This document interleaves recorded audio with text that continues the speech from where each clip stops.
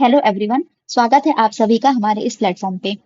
आज जो हम अपना सेशन कवर करने जा रहे हैं बाल मनोविज्ञान के तहत, वो होने वाला है बुद्धि यानी कि इंटेलिजेंस के ऊपर एमसीक्यू। पिछली वीडियो में मैंने इसका जो थ्योरी पोर्शन है वो कवर कर लिया था। देखिए, जिसमें मैंने आपको क्या बताया था, बुद्धि एवं व्यक्तित्व की अवधारणा आपका सेकंड टॉपिक होता है, जिसमें से बुद्धि की अवधारणा एक अलग ही टॉपिक है यानी कि कंसेप्ट ऑफ इंटेलिजेंस। उसके अलावा व्यक्तित्व की अवधारणा यानी कि कंसेप्ट ऑफ पर्सनैलिटी, तो ये हम अलग नेक्स्ट अपने वीडियो में कवर करेंगे। पिछली वीडियो में मैंने आपको कंसेप्ट ऑफ इंटेलिजेंस यानी बुद्धि की अवधारणा ये कवर कर चुके थे हम, जिसके तहत हमने पढ़ा था बुद्धि वर्ड कहाँ से ली गई है। सबसे पहली बात, लैटिन वर्ड से बना है। सर्वप्रथम प्रयोग इसका किसने किया था? गॉल्टन ने किया था। जो भी इसमें इंपॉर्टेंट चीजें थी वो सब कुछ मैंने आपको इसमें बता दिया था। थ्योरी पोर्शन अगर आपने नहीं देखा है तो पहले आप वो देख लीजिएगा। शुरुआत करते हैं आज के हमने अपने इस एमसीक्यू सेशन की। सबसे पहला क्वेश्चन,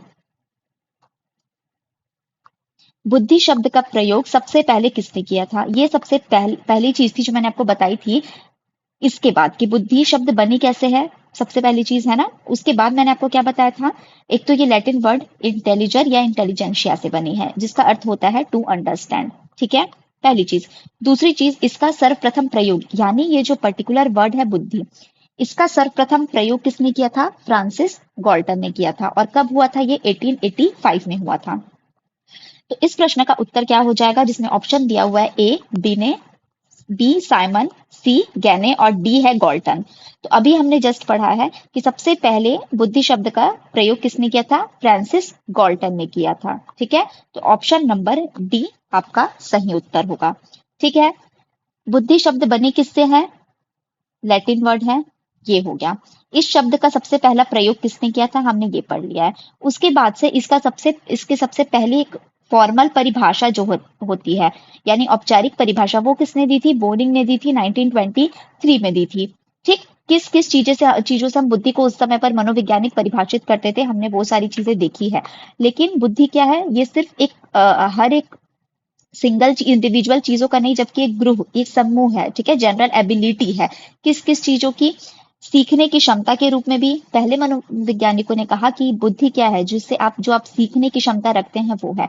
कुछ मनोवैज्ञानिकों ने कहा, क्या कहा कि वो इन्वायरमेंट के साथ यानी वातावरण के साथ समायोजन करने की क्षमता होती है। और कुछ वैज्ञानिकों ने कहा कि अमूर्त चिंतन के रूप में बुद्धि को परिभाषित किया।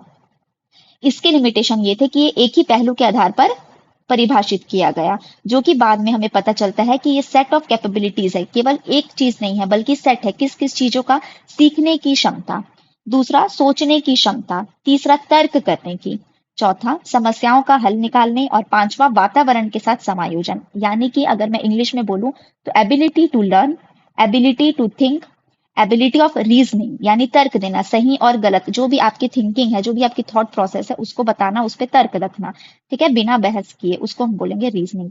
चौथा है एबिलिटी ऑफ सॉल्विंग प्रॉब्लम यानी समस्याओं का हल निकालना। और इन्वायरमेंट के साथ आप किस प्रकार एडॉप्ट कर पाते हैं खुद को, ये सारे चीजों की जो कैपेबिलिटीज, इनका जो समूह है, सेट है, एग्रीगेट जिसे हम कहते हैं, वो कहलाता है इंटेलिजेंस यानी कि बुद्धि। ठीक है, ना ही रटने की क्षमता को बोला जाता है, ना ही पर्टिकुलर आप किस चीज को कितनी जल्दी सीखते हैं, सिर्फ वही बुद्धि नहीं होता, बल्कि सेट ऑफ कैपेबिलिटीज इन सब चीजों का समूह है। ठीक, विभिन्न प्रकार की योग्यताओं का नाम ही बुद्धि है। उसके अलावा मैंने की पॉइंट्स में क्या बताया था कि बुद्धि क्या है? स्थायी है एवं परिवर्तनशील है। परिवर्तनशील मतलब आपका जो थॉट प्रोसेस है, आपको जो सोचने समझने तर्क करने की सीखने की क्षमता है, वो परिवर्तित होती है। ठीक है, लेकिन क्या है, ये स्थायी भी होती है, स्टैटिक। बुद्धि योग्यताओं का एक सेट होती है, ना कि केवल एक श्रेणी के अंदर आती है। उसके बाद मैंने बताया था कि हेरिडिटी और इन्वायरमेंट पे बेस्ड होती है, यानी अनुवांशिक एवं पर्यावरणीय, इस पे बेस्ड होती है ये। ठीक है, जो भी आपके आसपास का माहौल है, इन्वायरमेंट है, उस पे, उसके अलावा जो भी आपकी हेरिडिटी है, उस पे भी बेस्ड रहती है बुद्धि। तो इसका भी काफी हद तक प्रभाव रहता है इंटेलिजेंस के ऊपर। टाइप्स ऑफ इंटेलिजेंस, ये हमने क्या पढ़ा था कि according to E L Thorndike यानी कि थॉर्नडाइक के अनुसार बुद्धि को तीन प्रकार में बांटा गया था।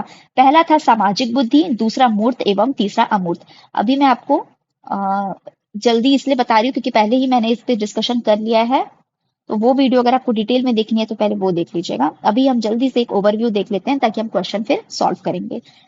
पहला है सामाजिक बुद्धि, जो कि सोशल इन्वॉल्व रहते हैं, जो पीपल सोसाइटी से ज्यादा इन्वॉल्व रहते हैं, उनके अंदर पाया जाता है, उसे हम कहते हैं सामाजिक बुद्धि। जैसे कि नेता हो गए, पॉलिटिशियंस, सोशल वर्कर यानी जो सामाजिक कार्यकर्ता हैं, सेल्समैन वगैरह हैं, वो सब, उनके अंदर किस प्रकार की बुद्धि पाई जाती है? सामाजिक बुद्धि पाई जाती है।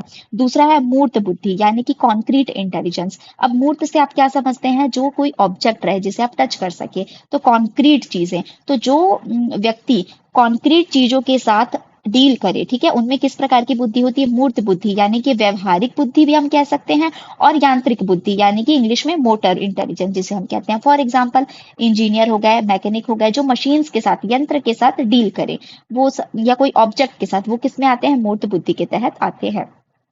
तीसरा है अमूर्त बुद्धि यानी एब्स्ट्रैक्ट इंटेलिजेंस। एब्स्ट्रैक्ट इंटेलिजेंस यानी जिन चीजों को आप छू नहीं सकते पर इमेजिन कर सकते हैं, ठीक है। तो जनरली ये आर्ट रिलेटेड रहता है, जैसे कि चित्रकार हो गए, लेखक हो गए, कवि हो गए, या गणितज्ञ हो गए, मैथमेटिशियन हो गए। ये इनके पास कोई कॉन्क्रीट ऑब्जेक्ट नहीं है, ये इंटेलिजेंस, ये सोचने की क्षमता इनके में रहती है, तो उनके में कैसी बुद्धि पाई जाएगी? अमूर्त बुद्धि। ये किसके हिसाब से है? E.L. थॉर्नडाइक के हिसाब से है, जो सबसे ज्यादा एक्सेप्टेड था। फिर हमने पढ़ा बुद्धि का मापन, यानी बुद्धि का स्तर जानने के लिए जब हम बुद्धि को मापें तो हम किसका प्रयोग करते हैं? बुद्धि परीक्षणों का प्रयोग करते हैं, यानी कि इंटेलिजेंस टेस्ट का प्रयोग करते हैं। और बुद्धि परीक्षण के जनक किसे कहा जाता है? यानी फादर ऑफ इंटेलिजेंस टेस्ट, ठीक है, उनका जनक किसे कहा जाता है? बीने को, यानी एल्फर्ड बीने को, ठीक है, एल्फर्ड बीने को कहा जाता है। इनके सहायक थे साइमन, पर मोस्टली आप किसका नाम देखेंगे? बीने का। और अगर साथ में आ गया बीने और साइमन तो वो भी सही उत्तर होगा। तो बुद्धि परीक्षण के जनक कौन थे? बीने थे। बहुत ही कॉमन क्वेश्चन है, बहुत बार रिपीट हो चुका है, आ चुका है अलग अलग परीक्षाओं में, चाहे आप सीजी टेट देखें या बाहर के जो एग्जाम होते हैं उसमें देखें, ठीक है, जो किससे रिलेटेड है? टीचिंग से, बाल मनोविज्ञान से रिलेटेड है। अब ये जो परीक्षण किया गया, ये कब किया गया था? कौन से वर्ष में किया गया था? 1905 में किया गया था। कौन सी भाषा थी तब? फ्रेंच, ठीक है, क्योंकि जो बीने हैं वो किस भाषा में उन्होंने किया था? फ्रेंच भाषा में बुद्धि परीक्षण को किया था। किस वर्ष की आयु अगर ये पूछ दिया जाए तो 3 से लेके 15 वर्ष के आयु तक के जो बच्चे हैं वो इसमें शामिल थे, ठीक है। ये एक्चुअली जो मैं बताने जा रही हूँ वो आगे और कंटिन्यू है कि जब टर्मन ने इसको किया था तब ये जो परीक्षण हुआ था ना, उसके बारे में मैं आपको बता रही हूँ अभी, ठीक है। तो चलिए, व्यक्तित्व यानी इंडिविजुअल टेस्ट था। अब इसका पहला संशोधन उन्होंने खुद कब किया था? 1908 में, जिसमें उन्होंने क्या बताया? मानसिक आयु को बुद्धि के रूप में उसे मापा गया। मतलब मानसिक आयु इंट्रोड्यूस पहले से हो चुका था, बट हम किस में मापेंगे? मानसिक आयु के रूप में बुद्धि को मापेंगे। ये उन्होंने कब कहा? 1908 में कहा था, ठीक है। तो अभी तक हमने पहला वर्ष क्या देखा? 1905 में। बीने और साइमन दोनों ने कब किया था? 1905 में किया था बुद्धि परीक्षण पहला, इसीलिए इन्हें जनक कहा जाता है। ये एक ग्रुप टेस्ट था, ठीक है, सॉरी, ये एक इंडिविजुअल टेस्ट था, ना कि ग्रुप टेस्ट। मैं यहाँ पे लिख देती हूँ, ये एक इंडिविजुअल यानी कि व्यक्तिक परीक्षण था, ना ही ग्रुप टेस्ट। ग्रुप टेस्ट नहीं था, यानी सामूहिक टेस्ट नहीं था। इस परीक्षण में जब वो 1908 में उन्होंने क्या किया? मेंटल एज को इंट्रोड्यूस किया, मतलब मानसिक आयु के रूप में मापकर उसे अभिव्यक्त किया। पहला संशोधन जब किया था उन्होंने 1908 में, ठीक है। अगर पूछा जाए कि इसका अंग्रेजी, ये शायद मैंने नहीं लिखा, मैं यहाँ पे लिख देती हूँ, इसका अंग्रेजी में अनुवाद कब किया गया? ये जो 1908 में परीक्षण संशोधन इसमें हुआ था, तो इस परीक्षण का अंग्रेजी में अनुवाद किसने किया था? क्योंकि वो पहले किस में लिखी गई थी? फ्रेंच भाषा में, है ना। तो अंग्रेजी में अनुवाद किसने किया था? इसे अंग्रेजी में अनुवाद किसने किया था? गोडार्ड ने किया था। ये नाम याद रखिएगा, इंपॉर्टेंट है कि अंग्रेजी में इस परीक्षण का अनुवाद किसने किया? गोडार्ड ने किया था। अब सबसे महत्वपूर्ण संशोधन कब हुआ? 1916 यानी 1916 में सबसे पहला संशोधन अगर खुद बोला जाए, इन्होंने कब किया? तो 1908 में। उसके अलावा सबसे महत्वपूर्ण संशोधन जो बहुत इंपॉर्टेंट है वो कब हुआ? 1916 में। और किसके द्वारा हुआ? टर्मन के द्वारा, ठीक है। तो टर्मन के द्वारा 1916 में स्टैनफोर्ड विश्वविद्यालय में ये किया गया था परीक्षण, इसीलिए इसे किस नाम से जाना जाता है? स्टैनफोर्ड और बीने परीक्षण के नाम से। साथ में स्टैनफोर्ड बीने परीक्षण, टर्मन ने किया था संशोधन, लेकिन उन्होंने अपना नाम ना इस्तेमाल करके क्या किया? स्टैनफोर्ड बीने परीक्षण के नाम से ही इसे प्रसिद्ध किया, ठीक।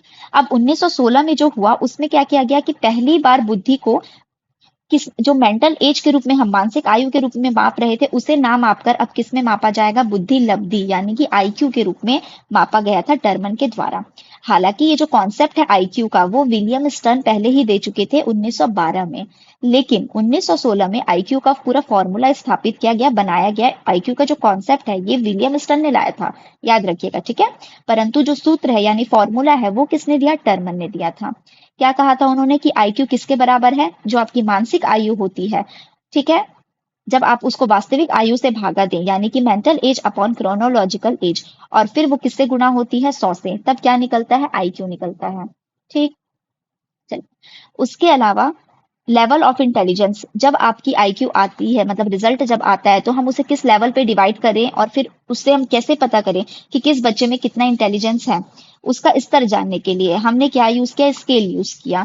जिसकी आईक्यू अगर 140 या उससे ऊपर होती है तो वो बच्चा क्या होता है, एक प्रतिभाशाली यानी कि गिफ्टेड चाइल्ड होता है, ठीक है। अगर 110 से 120 आए तो वो अति सामान्य, जो आपको याद रखना है मैं आपको वो बता देती हूँ इंपॉर्टेंट।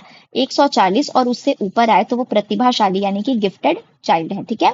90 से 110 सामान्य बच्चे, ये दूसरा इंपॉर्टेंट जो है वो ये है कि सामान्य आईक्यू जो होता है नॉर्मल जिसे हम मानते हैं वो क्या होता है, 90 से 110, 90 टू 110, ठीक। 25 से भी नीचे जो होते हैं वो किस में आते हैं, जड़ बुद्धि में आते हैं, ठीक है, 25 से भी कम जड़ बुद्धि में आते हैं। तो ये सूत्र किसने लेके आया था, टर्मन ने 1916 में लेके आया था। ये हो गया। उसके अलावा मैंने बताया था कि सर्वश्रेष्ठ परिभाषा बुद्धि की किसने दी थी, वेस्लर ने दी थी, स्टार्टिंग में मैंने आपको बताया था। उसके बाद अन्य और परिभाषाएं थी जो मैंने आपको बोला था कि आप स्क्रीनशॉट इसका रख लीजिए, और जो इंपॉर्टेंट है वो मैंने आपको टिक करा दिया था, बता दिया था। जिसमें सबसे पहला क्वेश्चन है बकिंगम का, जैसे उन्होंने क्या कहा, बुद्धि सीखने की योग्यता है, ठीक। जो आपकी बुद्धि है वो क्या है, सीखने की यानी कि लर्निंग की एबिलिटी है, ठीक है, एबिलिटी टू लर्न है, बकिंगम ने कहा था। गॉल्टन ने क्या कहा था कि पहचानने तथा सीखने, सीखने तो उन्होंने कहा ही, उसके अलावा पहचानने की भी शक्ति होती है बुद्धि, ठीक है। मैकडुगल ने कहा था, उन्होंने जन्मजात, जहां आप देखेंगे कि बुद्धि जन्मजात प्रवृत्ति को अतीत के अनुभव यानी पास्ट जो आपका एक्सपीरियंस है वो किसने कहा, मैकडुगल ने। बीने ने क्या कहा कि ठीक से निर्णय लेना, समझना और तर्क करना ये बुद्धि के लिए आवश्यक है, ठीक है। टर्मन के अनुसार बुद्धि अमूर्त चिंतन, अमूर्त चिंतन के बारे में किसने बात किया था, टर्मन ने बात किया था, आप ऐसे याद रख सकते हैं। थॉर्नडाइक का इंपॉर्टेंट है, जो सत्य और तथ्य के बारे में बात करें, यानी कि सत्य या तथ्य के दृष्टिकोण से उत्तम प्रतिक्रियाओं की शक्ति ही बुद्धि होती है। ये क्वेश्चन एग्जाम में पूछा भी जा चुका है, ठीक। चलिए, तो जितना उस दिन मैंने आपको बताया था ओवरऑल मैं डिस्कशन कर चुकी हूँ। अब शुरू करते हैं आज का अपना एमसीक्यू सेशन। सबसे पहला वाला क्वेश्चन हमने कर लिया है कि बुद्धि शब्द का प्रयोग किसने किया था, गॉल्टन ने। नेक्स्ट क्वेश्चन, क्वेश्चन नंबर 2, प्रथम बुद्धि परीक्षण किसने किया। अभी अभी हमने रिवाइज किया है कि सबसे पहले बुद्धि का परीक्षण किसने किया, जिन्हें जनक भी कहा जाता है उसका, यानी कि फादर ऑफ इंटेलिजेंस टेस्ट। बुद्धि परीक्षण का जनक, फादर ऑफ इंटेलिजेंस टेस्ट किसे कहा जाता है, बीने को, एल्फर्ड बीने को, ठीक है। तो प्रथम बुद्धि परीक्षण क्या हो जाएगा, एल्फर्ड बीनेवा Simon, option number B. Simon जो कि उनके सहयोगी थी, इनका नाम कभी क्वेश्चन में लिखा रहता है कभी नहीं लिखा रहता है, पर आपका आंसर हमेशा क्या रहेगा, बीने रहेगा, option number B. Next question देखिए, मानसिक आयु शब्द का प्रयोग किसने किया था। मानसिक आयु शब्द का प्रयोग अभी भी हमने जस्ट ये पढ़ा है कि मानसिक आयु शब्द का प्रयोग किसने किया था, बीने ने किया था, जब 1908 में उन्होंने अपना संशोधन किया, जो कि खुद ही के 1905 के बाद जब उनका संशोधन हुआ 1908 में, तब उन्होंने मानसिक आयु शब्द का प्रयोग किया था, ठीक है, यानी कि मेंटल एज का, मानसिक आयु। और कहा था कि अब जो बुद्धि है उसे हम किस में मापेंगे, मेंटल एज यानी मानसिक आयु में मापेंगे। बाद में इसका जो सबसे इंपॉर्टेंट संशोधन हुआ वो 1916 में, अभी हमने पढ़ा, किया गया था। किसके द्वारा किया गया था, टर्मन के द्वारा किया गया था, ठीक है। और उन्होंने तब क्या बताया, आईक्यू का फॉर्मूला दिया, जो कि क्या हो जाएगा, MA/CA इंटू 100। चलिए नेक्स्ट क्वेश्चन, क्वेश्चन नंबर 4, बुद्धि परीक्षण में मानसिक आयु शब्द बीने ने कब जोड़ा। अगेन सब इसी से रिलेटेड क्वेश्चन है, इसलिए मैं आपको बार बार रिवाइज करते चल रही हूँ। क्वेश्चन नंबर 4 में आपका ऑप्शन दिया हुआ है 1905, जो कि गलत है क्योंकि वो पहली बार किया गया था। उन्होंने जो पहली परीक्षण किया है उसी वही कब किया गया था, 1905 में, लेकिन मानसिक आयु कब उन्होंने जोड़ा, 1908 में जोड़ा था। तो क्वेश्चन 4 का ऑप्शन नंबर डी आपका उत्तर है, 1908 में उन्होंने बीने ने मानसिक आयु शब्द को बुद्धि परीक्षण में जोड़ा था। Next question, question number 5। Bharat में प्रथम बुद्धि परीक्षण किसने किया? अब ये मैं आपको पिछले वीडियो में नहीं बताई थी, तो इसको आप अभी नोट कर लीजिए कि भारत में ऐसे तो बुद्धि परीक्षण का जनक किसे कहा जाता है? बीने को कहा जाता है, अल्फ्रेड बीने को। ठीक है, लेकिन अगर बोला जाए भारत में प्रथम बुद्धि परीक्षण, मतलब उनके ही परीक्षण को भारत में किसने अप्लाई किया, भारत में कौन लेके आया? C H Rice. ठीक है, सी एच राइस ने लेके आया था।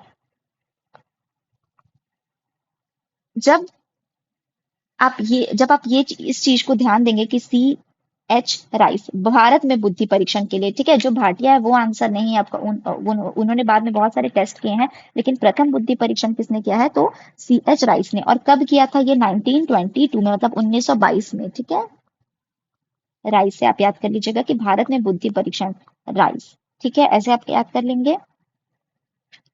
कब हुआ था? 1922 में हुआ था। और इसका नाम क्या था? मतलब जब वो ये परीक्षण भारत में वो लेके आया, तब इसका नाम क्या था?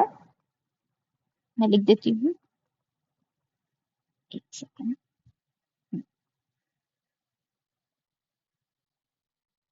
हिंदुस्तान बीने परफॉर्मेंस, हिंदुस्तान बीने परफॉर्मेंस पॉइंट स्केल। इंग्लिश में ही आपको याद करना है, क्योंकि ये नाम है टेस्ट का। ठीक है, तो आपको ऐसे ही याद करना है। तो सी एच राइस ने 1922 में प्रथम बुद्धि परीक्षण भारत में किया, और उस परीक्षण का नाम उन्होंने क्या फिर यहाँ पे रखा? हिंदुस्तान बीने, क्योंकि उन्होंने भी, टर्मन ने भी क्या किया था? बीने का नाम यूज किया था, क्योंकि उन्हीं के द्वारा ही दिया गया है सबसे पहला परीक्षण। तो जब उन्होंने इंडिया में लागू किया, सी एच राइस ने ये लेके आया, तब उन्होंने क्या नाम रखा? हिंदुस्तान बीने परफॉर्मेंस पॉइंट स्केल। ठीक, क्वेश्चन नंबर 6। थॉर्नडाइक ने बुद्धि के कितने प्रकार बताए? ऑप्शन नंबर ए 2, बी 1, सी 4 और डी 3। याद करिए, थॉर्नडाइक ने बुद्धि के कितने प्रकार बताए थे? ऑप्शन नंबर डी 3, वो आपका उत्तर है। ठीक, थॉर्नडाइक ने बुद्धि के 3 प्रकार बताए थे, है ना? सबसे पहला सोशल इंटेलिजेंस, यानी कि सामाजिक। दूसरा अमूर्त, और तीसरा मूर्त बुद्धि। अब ये क्वेश्चन में एग्जाम में पूछा जा चुका है कि अमूर्त बुद्धि को, व्यवहारिक बुद्धि को किस नाम से जाना जाता है? शायद ये आज के भी एमसीक्यू में होगा। तो व्यवहारिक बुद्धि को आप सामाजिक के साथ जोड़ मत लीजिएगा। ठीक है, सामाजिक बुद्धि, सोशल इंटेलिजेंस अलग है, और व्यवहारिक बुद्धि को हम मूर्त बुद्धि बोलते हैं, यानी जिसे हम यांत्रिक बुद्धि भी बोलेंगे। ठीक है, कॉन्क्रीट बोलेंगे हम इंग्लिश में, जो वस्तुओं के साथ डील करे। ठीक है, उसमें हम क्या लेके आते हैं? व्यवहारिक बुद्धि भी उसमें शामिल है, उसी का ही दूसरा नाम है। तो सामाजिक में मैंने आपको क्या बताया था? जो समाज से डायरेक्टली रिलेटेड रहते हैं। ठीक है, अमूर्त में क्या बताया था? जो आर्ट रिलेटेड, मतलब इमेजिनेशन, जो जिनके पास ऑब्जेक्ट नहीं हो वो उसे इमेजिन करें। ठीक है, तो उसमें आपकी क्या उसमें जो पेंटर है, लेखक है, कवि है, और मैथमेटिशियन है, ये सारे किसमें इन्वॉल्व हो जाते हैं? अमूर्त बुद्धि के अंदर, एब्स्ट्रैक्ट इंटेलिजेंस में। मूर्त बुद्धि में इंजीनियर, मैकेनिक, है ना, ये सारी चीजें जो मशीन के साथ डील करें, वो सब आते हैं। नेक्स्ट, बुद्धि सीखने की योग्यता है, यह कथन किसका है? कथन वाले जो क्वेश्चंस हैं वो हम एक साथ कर लेंगे। ये चलिए मैं इसका आपको बता देती हूँ, फिर हम एक बार और देख लेंगे। तो बुद्धि सीखने की योग्यता सबसे सिंपल जो था, मैंने आपको बताया था, बकिंगम का है, ये आपको याद रखना है, इंपॉर्टेंट है, एग्जाम में आ भी चुका है। प्लस ये देखिए सबसे इजी है कि बुद्धि सीखने की योग्यता है, ability to learn, ability to learn. ठीक है, सीखने की योग्यता, ये किसने बताया था? बकिंगम ने बताया था। Question number 7। बुद्धि का एक कारक सिद्धांत किसने दिया था? अब देखिए, ये चीज हमने उस टाइम नहीं पढ़ा था, मैंने बताया था कि कुछ कुछ चीजें हम एमसीक्यू के टाइम पे कवर करेंगे। बुद्धि का एक कारक सिद्धांत ये किसने दिया था? तीन या चार चार चीजें हैं जो आपको जाननी है इसमें। जो सिद्धांत है, यानी जो थ्योरीज हैं, इंग्लिश में हम क्या कहते हैं? थ्योरीज। तो सिद्धांत दो तो इजी है, जो सिंगल फैक्टर होता है यानी एक तत्व सिद्धांत, और टू फैक्टर यानी द्विकारक, है ना, ये इजी है। उसके बाद का थोड़ा कंफ्यूजिंग रहता है, तो वो मैं आपको आगे बताऊंगी। अभी मैं एक एक कारक सिद्धांत के बारे में बात करती हूँ, जिसे मैं इंग्लिश में क्या बोलूंगी? सिंगल फैक्टर, सिंगल फैक्टर या यूनिफैक्टर, यूनिफैक्टर या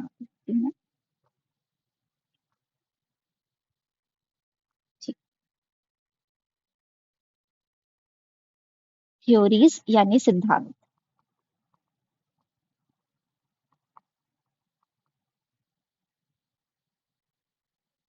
सबसे पहले आपको देखना है सिंगल फैक्टर यानी एक तत्व सिद्धांत। सिंगल फैक्टर, हिंदी में मैं बोलूंगी एक तत्व सिद्धांत।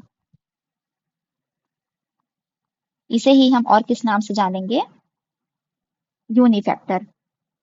ये किसके द्वारा दिया गया? क्या क्या चीजें आपको देखनी है जब हम थ्योरी पढ़ते हैं कि सिद्धांत के अंदर, जिसमें सिंगल फैक्टर है, डुअल फैक्टर है, मल्टी फैक्टर है, जब हम ये चीजें देखते हैं तो हमें क्या क्या देखना है कि सबसे पहले ये दिया किसके द्वारा गया था, पहली चीज, और इसमें क्या बताया गया था, ये चीज आपको बस देखनी है। उसके अलावा कुछ खास इंपॉर्टेंट नहीं है। सिंगल फैक्टर किसके द्वारा गया था, बोलेगा कि टू फैक्टर किसके द्वारा दिया गया था, ये प्रश्न आ जाएगा, तो आपको वही याद करना है बेसिकली कि किसके द्वारा दिया गया था। तो सिंगल फैक्टर की अगर मैं बात करूं तो ये किसके द्वारा दिया गया था, बीने के द्वारा। अगेन ठीक है, बीने के द्वारा दिया गया था, एल्फर्ड बीने के द्वारा, और इनके सहयोगी साथ में कौन थे, टर्मन और स्टर्न। ठीक है, टर्मन एवं स्टर्न।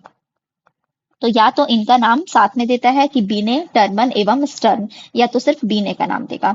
तो सिंगल फैक्टर में क्या याद रखना है आपको कि किसने दिया था, बीने, टर्मन और स्टर्न ने दिया था, जिन्होंने साथ में मिलकर क्या किया, परीक्षण का काम किया था। ठीक है, जिसमें कि 1916 में हमने अभी देखा, और विलियम स्टर्न ने कब लेके आए थे, वो आई थिंक कॉन्सेप्ट 1912 में लेके आए थे। तो बी ने, स्टर्न और टर्मन, ये तीनों ने क्या दिया था, सिंगल फैक्टर बताया था। अब इसमें उन्होंने क्या बोला था, इसमें उन्होंने बताया कि बुद्धि में एक ही फैक्टर इन्वॉल्व है, यानी कि एक ही तत्व उसमें इन्वॉल्व है, जो कि सभी व्यक्ति, मतलब कि सभी व्यक्तियों में एक ही प्रकार की बुद्धि होती है, ये उन्होंने उस समय कहा था। क्या कहा था इसमें, कि सभी व्यक्तियों में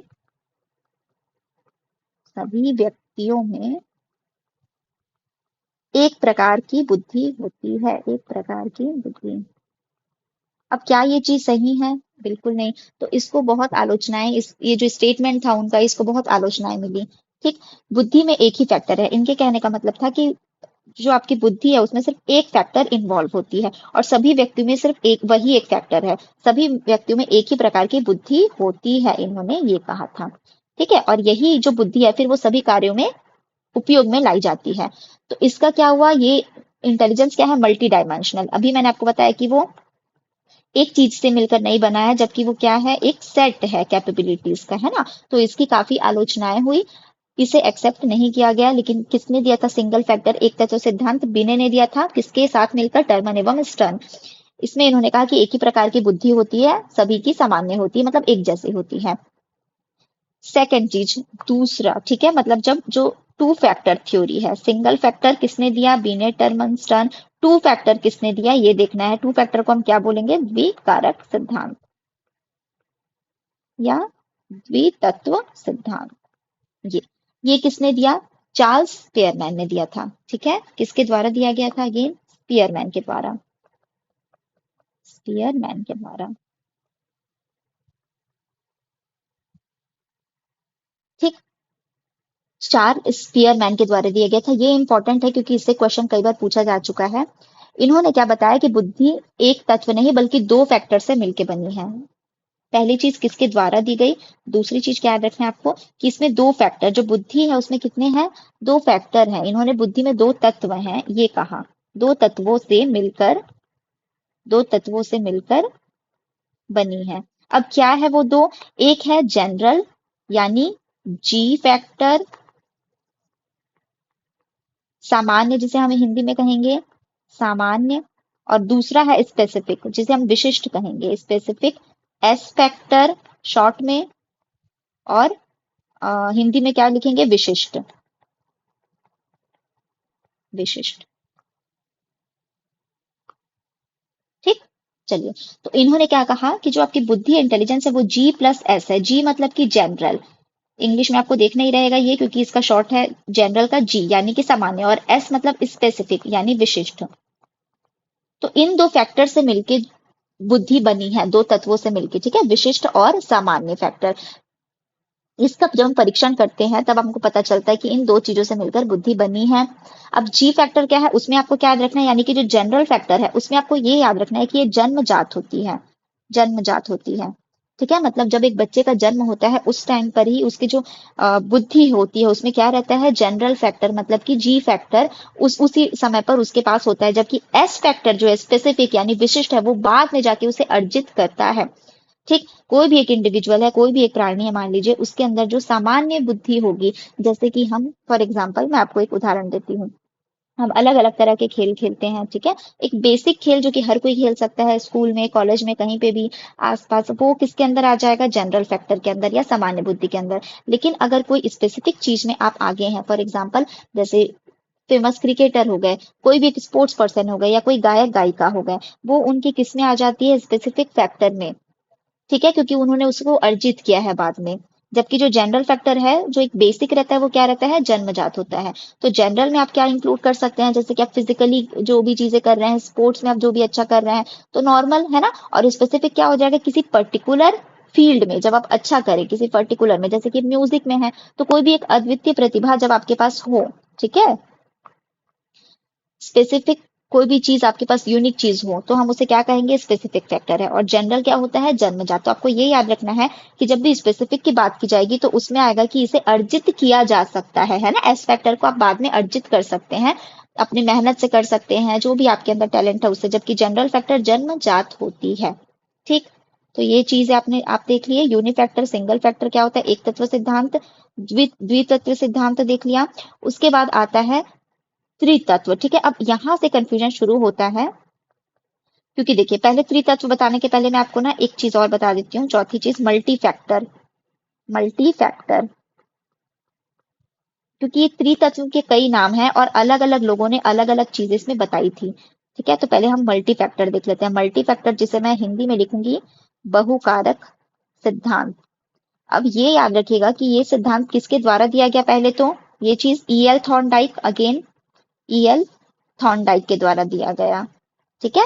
और ईएल थॉर्नडाइक ने इसी फैक्ट इसे क्या कहा है कि बालू का सिद्धांत है, ठीक है। बालू का सिद्धांत, तो अगर ये पूछ दिया जाए कि बालू का सिद्धांत किसे कहा जाता है, तो मल्टी फैक्टर यानी बहुकारक सिद्धांत को ही कहा जाता है। इसमें उन्होंने वही चीजें कही थी कि सोशल, सामाजिक, मूर्त, अमूर्त, ये सारी चीजें मल्टी फैक्टर में तो ईएल थॉर्नडाइक ने दिया था, ये याद रखिएगा। अब जो मैंने आपको बताया कि जो तीसरा है जिसमें कंफ्यूजन होता है, उसके अंदर क्या क्या चीजें हैं, लिख लीजिएगा। त्रितंत्र सिद्धांत की अगर बात की जाए, त्रितंत्र सिद्धांत किसने दिया है, क्योंकि क्वेश्चन एग्जाम में ऐसे ही पूछे गए हैं, त्रितंत्र सिद्धांत, ठीक है। एक आ जाएगा त्रिआयामी सिद्धांत, ठीक, और एक त्रिकारक सिद्धांत। तो त्रिकारक सिद्धांत स्पीयरमैन ने ही दिया है। स्पीयरमैन कौन, जो कि सेकंड जिन्होंने बताया था, टू फैक्टर थ्योरी, जो द्विकारक, जिसमें हमने जनरल और स्पेसिफिक पढ़ा है, उसको दिया था स्पीयरमैन ने। और उसी में फिर संशोधन करके त्रिकारक सिद्धांत भी उन्होंने ही दिया था, त्रिकारक, ठीक है। तो अगर द्विकारक की बात होगी, द्वितत्व की बात होगी, उसके बाद त्रिकारक कौन लेके आया, फिर से स्पीयरमैन लेके आए। पर त्रितंत्र सिद्धांत अगर बोला जाए, तो उसमें आपको किसका नाम लिखना है, स्टर्नबर्ग का, स्टर्नबर्ग का, ठीक है, स्टर्नबर्ग का, स्टर्नबर्ग। त्रितंत्र नाम याद रखिएगा, थोड़ा कंफ्यूजिंग है, बट एक बार आप पढ़ेंगे। और त्रिआयामी किसने दिया, तो गिलफोर्ड ने दिया था, ठीक है, त्रिआयामी गिलफोर्ड ने दिया था। तो ये चार ये चीजें किसमें इन्वॉल्व है, जो मैं किसमें बता रही हूँ आपको, थ्योरी सिद्धांत के अंदर ये सारी चीजें पढ़ने लायक थी, ठीक है। चलिए नेक्स्ट आगे बढ़ते हैं हम, क्वेश्चन नंबर 9 में। बुद्धि पहचानने तथा सीखने की शक्ति है, यह कथन किसका है। अगेन मैंने आपको क्या बताया था कि सबसे पहला सीखने की क्षमता है, लर्निंग कैपेबिलिटी है। अभी हमने पढ़ा कि वो किन्होंने दिया था, बीने ने दिया था, ठीक है। सीखने की योग्यता है, बकिंगम ने दिया था। सीखने की योग्यता है, किसने बताया था, सबसे इजी जो था वो बकिंगम ने बताया था, ठीक है। और नेक्स्ट चीज, पहचानने तथा सीखने, उसी सीखने के अंदर आपने इन्वॉल्व कर लिया पहचानने को भी, तो तब उसका आंसर क्या हो जाएगा, गॉल्टन का। किसने दिया था, गॉल्टन ने। बकिंगम ने क्या कहा था, सिर्फ सीखने की क्षमता कहा था, सीखने की क्षमता। और अगर पहचानने तथा सीखने की क्षमता आएगी, तो आपका आंसर उत्तर क्या हो जाएगा, गॉल्टन ने दिया था, ठीक। नेक्स्ट, बुद्धि का द्विकारक सिद्धांत किसने दिया। अभी मैंने आपको बताया कि द्विकारक किसने दिया है, स्पीयरमैन ने दिया है ना। तो ऑप्शन नंबर ए आपका सही उत्तर होगा, स्पीयरमैन ने द्विकारक सिद्धांत, जिसमें उन्होंने किसकी बात की थी, जी फैक्टर और एस फैक्टर का। तो क्वेश्चन अगर ऐसे आ जाए कि द्विकारक सिद्धांत में कितने फैक्टर की बात की गई थी, तब भी आपका उत्तर क्या होगा, 2, जी फैक्टर और एस फैक्टर। इसी को उन्होंने क्या कहा, द्विकारक सिद्धांत। अब जी मतलब कि सामान्य, और इसका मतलब स्पेसिफिक मतलब विशिष्ट, ठीक है, विशिष्ट। चलिए क्वेश्चन नंबर 10। क्वेश्चन नंबर 11, बुद्धि का त्रिआयामी सिद्धांत। अब यहाँ पे क्या लिखा है, त्रिआयामी। जहां पे त्रि वाला वर्ड आएगा तो आपको उसमें ध्यान देना पड़ेगा, क्योंकि त्रि से त्रितत्व भी था, त्रिआयामी भी था, मैंने आपको बताया है ना। तो जब त्रिआयामी की बात की जाएगी तो ऑप्शन नंबर बी जो है आपका, गिलफोर्ड, ठीक है, वो आपका उत्तर होगा, गिलफोर्ड। ठीक है, त्रिआयामी की बात की जाएगी, त्रिआयामी, तो उसका उत्तर वो किसने दिया था, गिलफोर्ड ने दिया था। नेक्स्ट क्वेश्चन नंबर 12, सत्य या तथ्य के दृष्टिकोण से उत्तम प्रतिक्रियाओं यानी कि रिएक्शन, ठीक है, जो आपका बेस्ट रिएक्शन है, की शक्ति ही बुद्धि है। यानी कि सत्य और तथ्य के दृष्टिकोण से उत्तम प्रतिक्रियाओं की शक्ति ही बुद्धि है, यह कथन किसका है। ये कथन, जहां मैंने आपको बताया था कि सत्य या तथ्य ऐसा लिखा रहा है, तो आपका आंसर क्या हो जाएगा, थॉर्नडाइक। क्वेश्चन नंबर 12 में आपका ऑप्शन नंबर ए जो है थॉर्नडाइक, वो उत्तर होगा। जहां पे शुरुआत में लिखा है सत्य या तथ्य के दृष्टिकोण से उत्तम, तो ये जो चीज आ गई वो क्या हो जाएगी, थॉर्नडाइक के द्वारा दी गई थी। अब इसके अलावा दो तीन कथन और है जो पिछली क्लास में मैंने आपको नहीं बताया था, वो आप अभी देख लीजिए, मैं यहीं पे लिख देती हूँ। उचित प्रकार से समझने, उचित प्रकार से समझने, विचार करने, समझने, विचार करने एवं तर्क करने व तर्क करने की योग्यता बुद्धि है। ठीक है, किसके अनुसार बुद्धि उचित प्रकार से समझने, ठीक है, सही तरीके से, सही प्रकार से समझने, विचार करने यानी कि किसी चीज को डिसाइड करना, अंडरस्टैंड करना, समझना, ठीक है, डिसाइड करना, और तर्क देना, रीजनिंग करना, तो इसकी योग्यता, इसकी कैपेबिलिटी बुद्धि है, यह किसने कहा था, तो उसका उत्तर हो जाता है कैटल। ठीक है, ये किसने कहा था, कैटल ने कहा था। तीन चीजें बताई उन्होंने कि उचित प्रकार से समझने, उसके अलावा विचार करने व तर्क देने की योग्यता बुद्धि है। ये चीजें किसने कही, कैटल ने कही थी। नेक्स्ट, अनुभव के अनुसार लाभ उठाने, अनुभव के अनुसार मतलब जो आपका एक्सपीरियंस है ना, उसके अनुसार लाभ उठाने की योग्यता, उठाने की योग्यता मतलब आपके अंदर वो कैपेबिलिटी होना कि आपके जो पास्ट के एक्सपीरियंस है उसके हिसाब से आप कुछ चीजें लाभ उठाए, सीखे, समझे, नई चीज है ना, उस योग्यता को बुद्धि कहेंगे। यह कथन किसका है, तो बर्ट का है। ठीक है, यह कथन कि अनुभव के अनुसार, जो आपका एक्सपीरियंस है, अनुभव के अनुसार लाभ उठाने की योग्यता, क्षमता ही क्या है, बुद्धि। ये किसने कहा था, बर्ट ने कहा था। नेक्स्ट क्वेश्चन नंबर 13,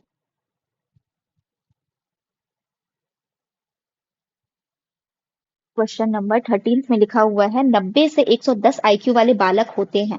अभी मैंने आपको बताया ना कि जो इंपॉर्टेंट है वो आपको याद करना है, कि ये जो स्केल बना था उसमें, तो 90 से 110 किस बच्चों के लिए रहता है, सामान्य बुद्धि वाले बच्चों, ऐसे बच्चे जिनकी कैसी बुद्धि है, सामान्य बुद्धि। ठीक, तो ऑप्शन नंबर सी आपका उत्तर होगा, 90 से 110 आईक्यू वाले बालक कैसे होते हैं, सामान्य बुद्धि, यानी कि जो नॉर्मल है, एवरेज है वो। ठीक है, एक बार मैं लिख देती हूँ, और देखिए जो 140 या उससे ज्यादा है, 140 उससे ज्यादा, वो क्या बच्चे रहते हैं, प्रतिभाशाली, प्रतिभाशाली, प्रतिभाशाली, जिसे मैं इंग्लिश में बोलूंगी गिफ्टेड। ठीक है, गिफ्टेड चाइल्ड है। 90 से 110 सामान्य बच्चे रहते हैं, सामान्य बुद्धि। 70 से कम, 70 से कम मंद बुद्धि में आएंगे। ठीक है, मतलब जिनकी आईक्यू किस क्या निकले, 70 से कम निकले। और 25 से भी कम रहे, 25 से कम, तो वो किस में आएंगे, जड़ बुद्धि में आएंगे। ठीक है, इसका स्क्रीनशॉट या तो नोट कर लीजिए या स्क्रीनशॉट ले लीजिए। 140 एवं उससे ऊपर प्रतिभाशाली यानी गिफ्टेड चाइल्ड है। 90 से 110 सामान्य बच्चे हैं। 70 से कम, ठीक है, 70 से कम मंद बुद्धि होते हैं। और 25 से कम मतलब सबसे जो लास्ट है 25, उससे कम जड़ बुद्धि होते हैं। तो ये स्केल है। ठीक है, इसके अलावा देखिए जो प्रतिभाशाली गिफ्टेड बच्चे हैं उनके बारे में कई बार दे दिया जाता है क्वेश्चन, कि निम्न में से कौन सी उनकी क्वालिटी होती है। ठीक है, तो उसमें आप क्या लिखेंगे, जो गिफ्टेड चाइल्ड हैं, गिफ्टेड यानी प्रतिभाशाली।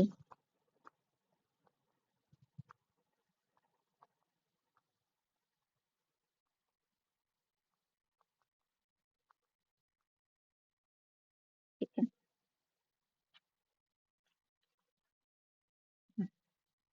तो देखिए सबसे पहली चीज कि ये डिसीजन लेने में मतलब जो इनका निर्णय लेना है, निर्णय लेने में ये इंडिपेंडेंट होते हैं। निर्णय लेने में ये इंडिपेंडेंट यानी स्वतंत्र होते हैं। तो निर्णय लेने में ये स्वतंत्र होते हैं, अपना डिसीजन ये ले सकते हैं खुद ही, ठीक है। दूसरी चीज की क्रिएटिव होते हैं, क्रिएटिव यानी उनकी बुद्धि कैसी है, ये सृजनात्मक होते हैं, सृजनात्मक होते हैं, क्रिएटिव होते हैं, इनमें क्रिएटिविटी स्किल होती है। क्रिएटिविटी क्या होती है भाई, सृजनशीलता हम किसे कहते हैं, जैसे कि कोई भी बालक है यानी, ठीक है, जैसे हम बोलते हैं ना वेस्ट, जैसे कि आपके स्कूल में आपने देखा होगा पहले क्या होता था, बेस्ट आउट ऑफ वेस्ट होता था, यानी कि कोई भी जो वेस्ट चीजें हैं उनसे आप कुछ एक नया चीज, एक नया उपयोगी चीज आप बना पाए, है ना, कोई भी कलात्मक वस्तु आप बना पाए, तो उसे हम क्या कहते थे कि बच्चा बहुत ही क्रिएटिव है। तो सृजनशीलता का मतलब क्या होता है कि जैसे कि कोई बालक है, वो कोई भी एक अनुपयोगी चीज, उससे कोई भी एक नई चीज बना ले रहा है, उस प्रतिभा, उस चीज को हम क्या बोलेंगे, सृजनात्मक है, वो क्रिएटिव है, सृजनशीलता है, उस चीज को हम बोलेंगे, ठीक है। ये उसकी प्रतिभा नहीं है। क्रिएटिव होना, फॉर एग्जाम्पल अगर एक बच्चा है जो कि अनुपयोगी प्लास्टिक, ठीक है, अनुपयोगी प्लास्टिक जो कि यूज का नहीं है, उस प्लास्टिक की थैलियों से या प्लास्टिक बॉटल है, उनसे कोई भी एक क्रिएटिव चीज वो बना ले रहा है, चाहे डेकोरेटिव है चाहे काम लायक कोई भी कलात्मक वस्तु बना ले, तो वो जो स्किल उसके पास है वो क्या कहलाएगी, क्रिएटिव स्किल है ना, ठीक है, क्रिएटिव स्किल होना ये कहलाएगा, सृजनात्मक। ये उसकी प्रतिभा नहीं होगी। कई बार क्या है, क्वेश्चन में दे दिया गया रहता है कि एक बच्चा किसी एक पुरानी वस्तु से या प्लास्टिक की चीज से कोई एक नई चीज बना लेता है, तो उस चीज को हम क्या कहते हैं, मतलब उस क्वालिटी को हम क्या कहते हैं। ऑप्शन में दे देगा कि प्रतिभा, टैलेंट, है ना, कुशलता, कुशलता, दार्शनिक। तो ये सारी चीजें नहीं होंगी। क्या है वो बच्चा, क्रिएटिव है, यानी उसके अंदर क्या है, सृजनशीलता है, ठीक है। तो हम क्रिएटिव गिफ्टेड जो प्रतिभाशाली बच्चे रहते हैं वो कैसे होते हैं, क्रिएटिव होते हैं, डिसीजन लेने में, निर्णय लेने में इंडिपेंडेंट होते हैं, स्वतंत्र होते हैं, ठीक है। उनमें क्यूरोसिटी होती है, यानी कोई कोई भी चीज में जानने की इच्छा, ठीक है, सीखने की लालसा या ललक जिसे हम कहते हैं, ठीक। तो वो चीज होती है, कोई भी चीज जानने में, सीखने के लिए वो क्यूरियस होते हैं। मेंटल प्रोसेस स्ट्रांग होता है उनका, इमोशनली स्ट्रांग होते हैं। ये सारा किसका है, नेचर प्रतिभाशाली बच्चे का यानी कि गिफ्टेड स्टूडेंट का होता है, ठीक है। चलिए नेक्स्ट क्वेश्चन आगे बढ़ते हैं हम। 140 से अधिक आईक्यू वाले बच्चे किस श्रेणी में आते हैं, तो अभी हमने पढ़ा कि प्रतिभाशाली, ठीक है, जो 140 से अधिक आईक्यू वाले बच्चे होते हैं वो किस में आएंगे, प्रतिभाशाली बच्चे में आते हैं। और सामान्य का 90 से 110 हमने देख लिया, और 25 से कम जड़ बुद्धि आते हैं, ठीक। क्वेश्चन नंबर 15, 25 से कम आईक्यू वाले बालक क्या होते हैं, तो ऑप्शन नंबर डी आपका उत्तर हो जाएगा, जड़ बुद्धि, जो कि 25 से कम हो, है ना। चलिए क्वेश्चन नंबर 16, संवेगात्मक बुद्धि का जनक कौन है। संवेगात्मक बुद्धि को हम इंग्लिश में बोलेंगे इमोशनल इंटेलिजेंस, ठीक है, क्या बोलेंगे हम, इमोशनल इंटेलिजेंस। तो आपको ये याद रखना है कि फादर ऑफ इमोशनल इंटेलिजेंस यानी कि संवेगात्मक बुद्धि का जनक कौन है, डेनियल गोलमैन है, ठीक है। इसे हम सांवेगिक, भावनात्मक, भावनात्मक यानी कि इमोशनल इंटेलिजेंस, भावनात्मक, है ना, बुद्धिमत्ता कहते हैं, बुद्धिमत्ता कहते हैं। जैसे मैं इंग्लिश में क्या बोलूंगी, इमोशनल इंटेलिजेंस, इमोशनल इंटेलिजेंस। तो ये किसके द्वारा, जनक कौन थे इनके, डेनियल गोलमैन। दो लोगों का और नाम आता है, अगर ऑप्शन में डेनियल गोलमैन नहीं लिखा है तो उसके अलावा मैं आपको दो ऑप्शन बताती हूँ, उनका नाम आपको लिखना है, क्योंकि ये जो वर्ड है ये किसके द्वारा कॉइन किया गया था, किसके द्वारा आया था मतलब ये, तो जॉन मेयर, जॉन मेयर एवं पीटर, पीटर सलोबी, ठीक है। इंग्लिश में मैं लिख देती हूँ, जॉन मेयर एंड पीटर, ठीक। तो इनके द्वारा भी ये वर्ड आया था, लेकिन इसके जनक मतलब इस बुद्धि का के बारे में बताने वाले, इनके जनक और पॉपुलर करने वाले ये कौन थे, डेनियल गोलमैन थे, ठीक है। भावनात्मक बुद्धिमत्ता है क्या, भावनात्मक बुद्धिमत्ता को आप अपनी भावनाओं, मतलब जो भी आपकी फीलिंग है, जो भी आपकी इमोशन है, उनको आप अच्छे से समझें, ठीक है, उसे कब एग्जीक्यूट किस तरीके से करना है ना। आसपास के लोगों की भावनाओं, मतलब खुद की भावनाओं पे कंट्रोल हो, खुद की भावनाओं को आप समझ सकें, उसके अलावा जो आपके आसपास के लोग हैं उनकी भावनाओं को भी पहचानने और प्रभावित करने की क्षमता के रूप में हम परिभाषित करते हैं इमोशनल इंटेलिजेंस को, ठीक। तो देखिए जो मैंने आपको बताया कि ये जो टर्म है, ये जो जनक है मतलब इनके, ये कौन थे, डेनियल गोलमैन थे।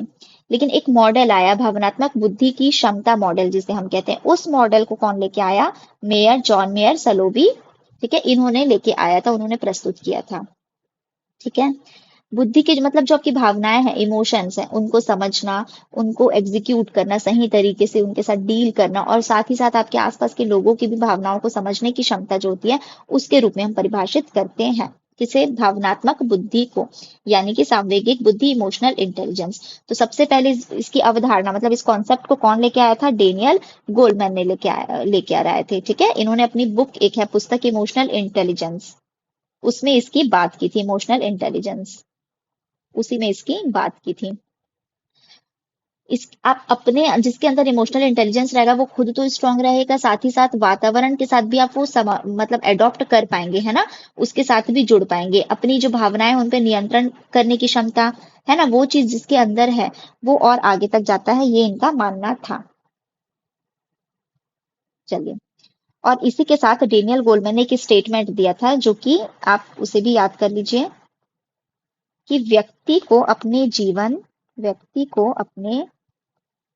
जीवन में 80% सफलता 80% सफलता किससे मिलती है? इमोशनल इंटेलिजेंस से मिलती है। इनका कहना था कि व्यक्ति को अपने जीवन में 80% सफलता किससे मिलती है? सांवेगिक बुद्धि जो है उससे मिलती है, तथा उसके अलावा जो 20% है वो बुद्धि लब्धि के कारण मिलती है, मतलब वो आईक्यू के कारण मिलती है। तो इनका क्या मानना था, इनका क्या कथन था, जो ये इन्होंने बुक में इमोशनल इंटेलिजेंस के बारे में जिक्र किया, उसमें उन्होंने क्या बताया कि व्यक्ति को अपने जीवन में 80% सफलता, मतलब इन्होंने कितना ज्यादा उस चीज को फोकस किया कि 80% किसकी वजह से आपको मिलता है सफलता? इमोशनल इंटेलिजेंस जो आपके पास है ना, यानी कि जो आपकी भावनात्मक बुद्धि है, भावात्मक बुद्धि है, सांवेगिक बुद्धि है, उसकी वजह से आपको सांवेगिक बुद्धि है, उसकी वजह से 80% सफलता का हकदार वो होता है। प्लस 20% जो सफलता है वो किसकी वजह से होता है? बुद्धि लब्धि, यानी कि आईक्यू के कारण मिलती है। तो ये किसका मानना था? डेनियल गोल्डमैन का मानना था। इसी इन्होंने इन्होंने ही बहुत पॉपुलर किया, इसलिए इन्हें इन्हें क्या कहा जाता है? संवेगात्मक बुद्धि का जनक माना जाता है। हालांकि जो मॉडल था वो किसने दिया था? जॉन मेयर एवं पियर सलोवी ने दिया था। ठीक, तो क्वेश्चन नंबर 16 का क्या हो जाएगा आंसर? Option number A.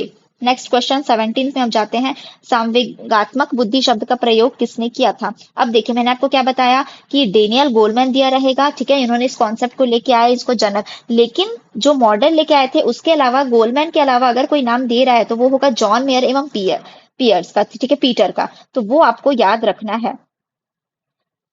तो ऑप्शन नंबर डी जो है उसमें देखिए लिखा हुआ है John mayor, doctor John mayor तथा पीटर। तो ऑप्शन में दोनों नहीं देगा, है ना, दोनों एक साथ दोनों चीजें नहीं दी होगी। जनक बोला जाए तो आपको क्या लिखना है? डेनियल गोलमैन ने, जिन्होंने बुक में अपने मेंशन किया था, लिखा था स्टेटमेंट, वो भी मैंने आपको बता दिया। और इस शब्द का प्रयोग सबसे पहले किसने किया था? जॉन मेयर तथा पीटर। लेकिन बाद में उसका फैलाव किसने किया, उस पॉपुलर किसने किया? डेनियल गोलमैन ने। ठीक है, क्वेश्चन नंबर 18 की ओर बढ़ते हैं हम। बुद्धि का विकास कितने आयु तक होता है? बुद्धि का विकास कितने आयु तक होता है? ऑप्शन आपको दिया हुआ है 17 वर्ष, 18 वर्ष, 19 और 20। तो याद रखिएगा, बुद्धि का विकास 18 वर्ष, ऑप्शन नंबर बी जो है आपका उत्तर होगा। ठीक है, 18 वर्ष तक होता है। सबसे पहले आपको ये याद रखना है कि बुद्धि का विकास कब तक होता है? 18 वर्ष तक होता है। जन्म से लेकर 5 साल की आयु तक, ठीक है, 5 वर्ष की आयु तक जो आप बुद्धि का विकास है वो बहुत तेजी से होता है। बुद्धि का विकास बहुत तेजी से होता है। ठीक है, सबसे तेज से कहाँ होता है? जन्म से लेकर 5 वर्ष तक। 90% आपके बुद्धि का विकास उसी समय हो गया रहता है, बहुत ही तीव्र गति से या बहुत तेजी से। तो जन्म से लेकर 5 वर्ष की आयु तक बुद्धि का विकास कितना हो जाएगा? बहुत तेजी से होगा, 90% तक हो जाता है। उसके बाद ये जन्म से 5 साल मैंने बताया, अब 5 से लेकर 12 साल तक भी फिर गति कम हो जाती है। ठीक है, बुद्धि का विकास होता है लेकिन गति जो है वो बहुत धीमी होती है इसमें। ठीक है, धीमी गति से होता है। उसके बाद देखिए 5 से 12 हो गया, अब 12 से 18 तक पूरा जो आपका है वो कंप्लीट हो जाता है। जो भी आपको विकास है, बुद्धि का विकास है, वो पूरी तरीके से 100% कंप्लीट हो जाती है 12 से 18 तक के आयु में। तो यानी कि जन्म से लेकर 5 वर्ष की आयु तक में सबसे तेज होता है, 5 से 12 तक में गति धीमी धीमी गति से विकास होता है, और 12 से 18 तक में जो भी आपका पोर्शन बचा है वो पूरा कंप्लीट होता है और बुद्धि का विकास पूर्ण 100% तक कंप्लीट हो जाता है। ठीक है, समझ में आ गया ये? नेक्स्ट क्वेश्चन 19 साइमन बुद्धि परीक्षण है। साइमन बुद्धि परीक्षण यानी कि जो टर्मन ने दिया था, साइमन ने जब इसे साइमन बुद्धि परीक्षण है ना, ये कैसा परीक्षण है जो साइमन ने दिया था? बीने और साइमन हमने पढ़ा है ना। हाँ, तो 19 में क्या हो जाएगा? देखिए आपका ऑप्शन है व्यक्तिगत शाब्दिक, सामूहिक शाब्दिक, व्यक्तिगत अशाब्दिक और सामूहिक। अब व्यक्तिगत मतलब इंडिविजुअल, इंग्लिश में मैं क्या बोलूंगी इसे? इंडिविजुअल, इंडिविजुअल व्यक्तिगत है ना, और सामूहिक मतलब ग्रुप, अगेन इंडिविजुअल सामूहिक, ठीक है। तो शाब्दिक मतलब शब्दों का जिसमें हम प्रयोग करते हैं, वर्ड्स को हम यूज करते हैं ना। अशाब्दिक मतलब कि इंडिकेशन, एक्शन करें, हम इंडिकेट करें, शब्दों का प्रयोग ना हो उसमें। तो साइमन बुद्धि परीक्षण किस प्रकार का परीक्षण था? तो व्यक्तिगत शाब्दिक, मैंने आपको बताया था ना, वो ग्रुप टेस्ट नहीं था, वो इंडिविजुअल था, ठीक, जो कि 3 से लेके 15 वर्ष की आयु तक के बच्चों पर किया गया था। और कैसा था वो? इंडिविजुअल यानी व्यक्तिगत, शाब्दिक, ठीक है, उसमें वर्ड्स यूज करके किए गए थे, वो पढ़े लिखे जो बच्चे हैं उनके में, ठीक है, उनके में किया गया था, यानी जो शिक्षित बच्चे हैं उनके ऊपर किया गया था। नेक्स्ट, स्टैनफोर्ड बीने परीक्षण किसने दिया? स्टैनफोर्ड बीने परीक्षण किसने दिया भाई? टर्मन ने दिया था। जब बीने ने वो परीक्षण कर लिया, जिन्हें फादर हम कहते हैं, फादर ऑफ इंटेलिजेंस टेस्ट हम जिसे कहते हैं, उसके बाद इसमें क्या है? संशोधन हुआ, और जब संशोधन हुआ तो सबसे इंपॉर्टेंट 1916 था, ठीक है। तो 1905 में बीने और साइमन ने परीक्षण किया। पहले वो फ्रेंच भाषा में थी। इंग्लिश में अनुवाद किसने किया है? गोडार्ड ने किया है, ये याद रखिएगा। मानसिक आयु जो है ये किसके द्वारा आया? ये भी किसके द्वारा? बीने ने 1908 में कॉइन किया था। 1916 में टर्मन ने इसका सबसे इंपॉर्टेंट संशोधन इसमें किया, जिसे हम स्टैनफोर्ड बीने परीक्षण के नाम से जानते हैं। तो ऑप्शन नंबर ए जो है, ठीक है, क्वेश्चन नंबर 20 का ऑप्शन नंबर ए आपका उत्तर हो जाएगा। क्वेश्चन नंबर 21, 21वें प्रश्न पे आते हैं। निम्नलिखित में से कौन बुद्धिमान बच्चे की निशानी नहीं है? पूछा जा रहा है। प्रश्न हमेशा ध्यान से पड़ेगा कि निशानी है कोई भी चीज में या नहीं है, पूछा जा रहा है, तो इसमें हमें नहीं है बताना है। सबसे पहला क्या लिखा है? एक, जो धारा प्रवाह और उचित रूप से संवाद करने की क्षमता रखता है, ठीक है, बहुत ही धारा प्रवाह और सही तरीके से कम्युनिकेट कर सके।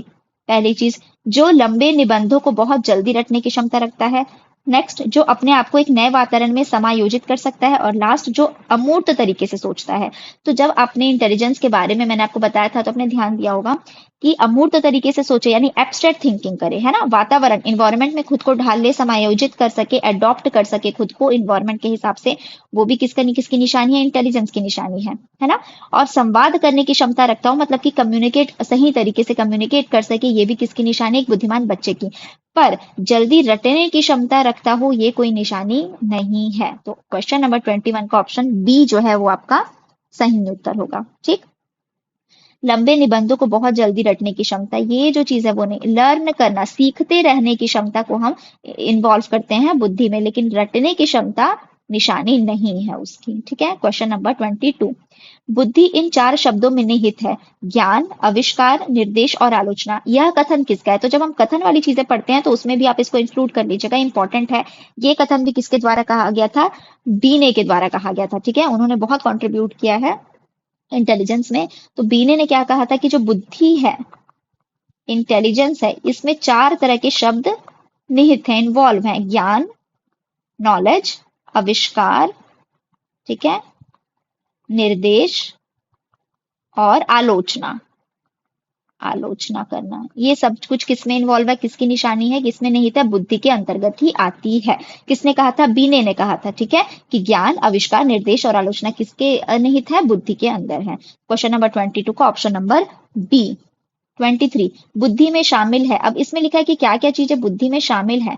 तो पहली चीज, समस्याओं के नवीन या मौलिक उत्तर देने के लिए एक व्यक्ति की क्षमता, नए या मौलिक उत्तर देने के लिए एक व्यक्ति की क्षमता।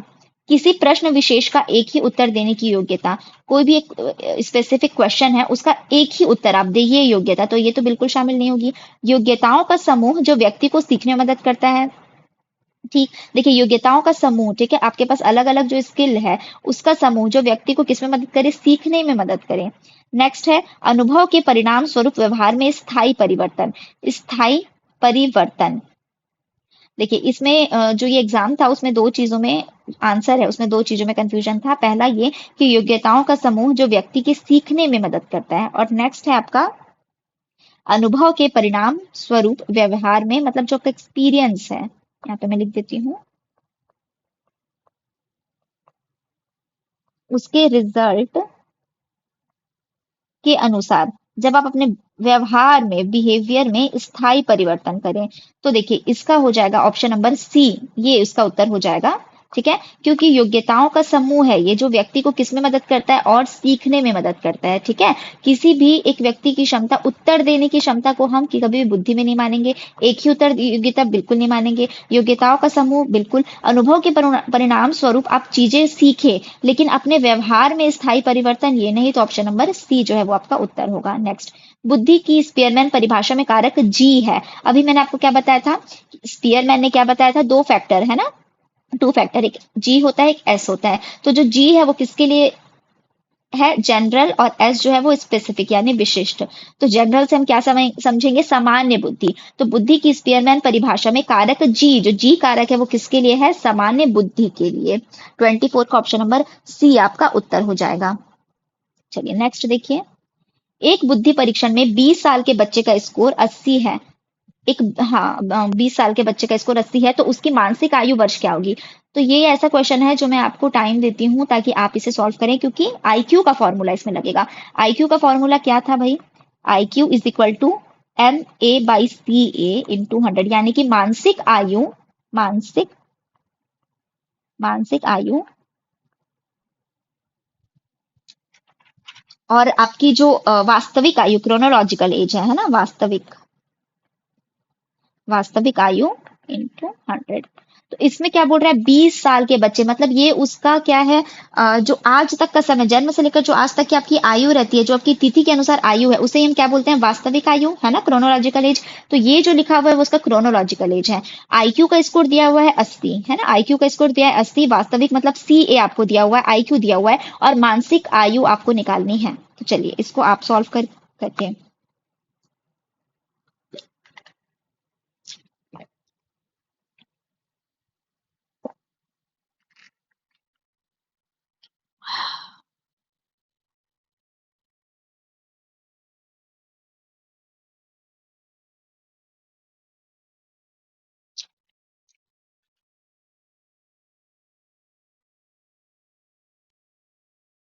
ठीक है देखिए, मेरे ख्याल से आपका इसका उत्तर आ गया होगा। क्वेश्चन नंबर 25 का आंसर क्या है आपका, A16, ऑप्शन नंबर ए जो है 16। कैसे आया देखिए, एक बुद्धि परीक्षण में आईक्यू कितनी दी हुई है, 80, तो हम 80 को यहाँ लिखते हैं। मानसिक आयु आपको निकालना है, यानी कि MA निकालना है, और CA जो कि आपकी वास्तविक आयु होती है वो कितनी है, 20 वर्ष है। तो आपकी मानसिक आयु क्या है, ठीक है, जरूरी नहीं है कि दोनों बराबर हों। कई बार इंसान अपने समय से पूर्व पहले ही क्या होता है, मैच्योर होता है, तो उसकी जो मानसिक आयु रहती है वो उस समय की आयु रहती है जैसा वो बिहेव करता है। ठीक है, मतलब इसका कॉन्सेप्ट किसने दिया था, बी ने नहीं दिया था इसका कॉन्सेप्ट। ठीक है, तो किसी भी व्यक्ति द्वारा ये कौन सी सीमा है जो वो अपने कार्यों द्वारा करे, ठीक है, उस आयु विशेष उसे अपेक्षा की जाए, तो ये क्या हो जाएगा, मानसिक आयु दर्शाता है। ठीक है, चलिए, तो अब इसमें क्या होगा, हमें MA, ठीक है, मानसिक आयु निकालना है। तो अगर फॉर्मूला से आप जाएंगे, ये यहाँ शिफ्ट हो गया, 80 गुणा 20 और नीचे आ गया 100। ठीक है, तो क्या आ जाएगा आपका उत्तर, मानसिक आयु कितनी आ गई, 16। ठीक है, यानी कि वह, उसकी वास्तविक आयु क्या थी, 20 थी, उसकी वास्तविक आयु 20 थी, लेकिन उसकी मानसिक आयु क्या थी, अपने उम्र से कम थी। ठीक है, ज्यादा नहीं थी यहाँ पे, बल्कि उल्टा है, कम थी, 16 वर्ष की उसकी मानसिक आयु थी, जबकि वास्तविक उम्र क्या है, 20 वर्ष है। तो इस प्रकार से कई बार क्या दिया रहेगा, आपको मानसिक आयु दे दिया रहेगा और आपको वास्तविक आयु निकालना पड़ेगा, या आईक्यू निकालना पड़ेगा, है ना, जैसे 16 दे दिया है और नीचे में आपका वास्तविक 20 है, और तब आपको निकालना रहेगा। ठीक है, तो तब देखिए 80 आ गया IQ। ठीक, तो इस प्रकार से आपको इसको फॉर्मूला को लगाना है, कई बार क्वेश्चन पूछा गया है इस प्रकार का। नेक्स्ट क्वेश्चन नंबर 26, 26वां क्वेश्चन में लिखा हुआ है कि असत्य कथन क्या है। ठीक है, जो गलत स्टेटमेंट है वो क्या है, समान बुद्धि लब्धि 90 से 110 के लगभग होती है, बिल्कुल सही। जो सामान्य IQ है, एवरेज हमारा नॉर्मल IQ है बच्चे का, वो क्या होता है, 90 से 110 तक। नेक्स्ट, प्रतिभाशाली बालक, यानी कि जो गिफ्टेड बच्चे हैं, है ना, जिसे हम प्रतिभाशाली, उनकी आयु 140, उनकी बुद्धि लब्धि IQ क्या होती है, 140 या 140 से ऊपर। नेक्स्ट, तो ये दोनों तो सही उत्तर है। नेक्स्ट देखिए, 50 से ऊपर के बालक मंद बुद्धि नहीं माने जाते, ये गलत स्टेटमेंट है। पहले अगला भी हम पढ़ लेते हैं। हेनरी गोडार्ड ने बुद्धि परीक्षण का अंग्रेजी संस्करण तैयार किया। याद करिए, मैंने आपको बताया था बुद्धि परीक्षण जो हुआ था वो फ्रेंच भाषा में था, उसका अंग्रेजी में अनुवाद है ना, अंग्रेजी संस्करण किसने तैयार किया था? गोडार्ड ने तैयार किया था, है ना। तो उनका पूरा नाम क्या है? हेनरी गोडार्ड ने। तो ये भी बिल्कुल सही जवाब है आपका। ऑप्शन नंबर डी भी सही है, ए भी और बी भी। तो ऑप्शन नंबर सी जो है वो गलत है। 50 से ऊपर के बालक को मंद बुद्धि नहीं मानते, इसमें लिखा गया है। जबकि असल क्या है मंद बुद्धि का जो है 70 से कम, 70 से कम। ठीक है, ये किस में आ जाते हैं? मंद बुद्धि में आ जाते हैं।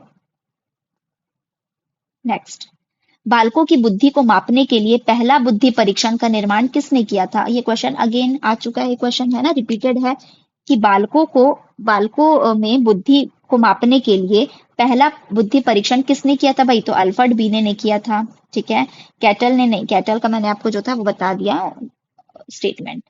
स्टेनबर्ग, वेशलर, वेशलर ने क्या किया था? सबसे पहला एक सही, सबसे एक्सेप्टेड डेफिनेशन दिया था, परिभाषित किया था उसे। बुद्धि लब्धि यानी कि आईक्यू की गणना का सूत्र क्या है? मतलब आईक्यू का फॉर्मूला क्या है? तो देखिए, जहां पे मानसिक एवं वास्तविक आयु वहां पे इंटू 100 भी होना चाहिए। पहले जो स्टर्न है, जब उन्होंने मानसिक आयु को बताया था, कॉन्सेप्ट लेके आए थे वो MA/CA। ठीक है, तब उन्होंने क्या किया था? विलियम स्टर्न ने MA/CA बस ये लेके आया था। लेकिन टर्मन ने इसका पूरा एक फॉर्मूला बनाया है कि MA/CA यानी कि आपकी जो मानसिक आयु है अपॉन आपकी जो वास्तविक आयु है, उसका जब हम गुणा करते हैं 100 के साथ, है ना, देखिए यहाँ पे उल्टा लिखा हुआ है, वास्तविक ऊपर कर दिया मानसिक। तो हड़बड़ी में आप ऐसा मत करिएगा, आराम से ऐसे क्वेश्चन को पढ़िएगा। आपका ऑप्शन नंबर डी जो है वो आपका सही उत्तर होगा।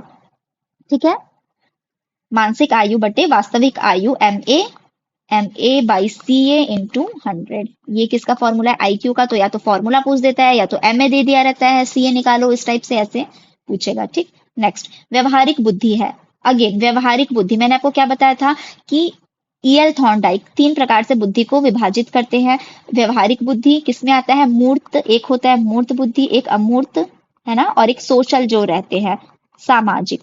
तो सामाजिक अलग है, आप उसके साथ व्यवहारिक को इन्वॉल्व मत करिएगा। ठीक, तो जो व्यवहारिक बुद्धि है वो किसमें आती है? मूर्त बुद्धि में, यानी जो आप कॉन्क्रीट इंटेलिजेंस है उसमें। तो ऑप्शन नंबर बी जो है वो आपका उत्तर होगा क्वेश्चन नंबर 29 का। नेक्स्ट, थॉर्नडाइक द्वारा वर्णित बुद्धि के प्रकार में कलाकार में, गणितज्ञ में, चित्रकार में किस प्रकार की बुद्धि की संभावना अधिक होती है? थॉर्नडाइक द्वारा उन्होंने अगेन 3 चीजें बताई। तो सामाजिक बुद्धि जो समाज से डायरेक्ट जुड़े हो, सोसाइटी से, ठीक है, उनके अंदर होता है।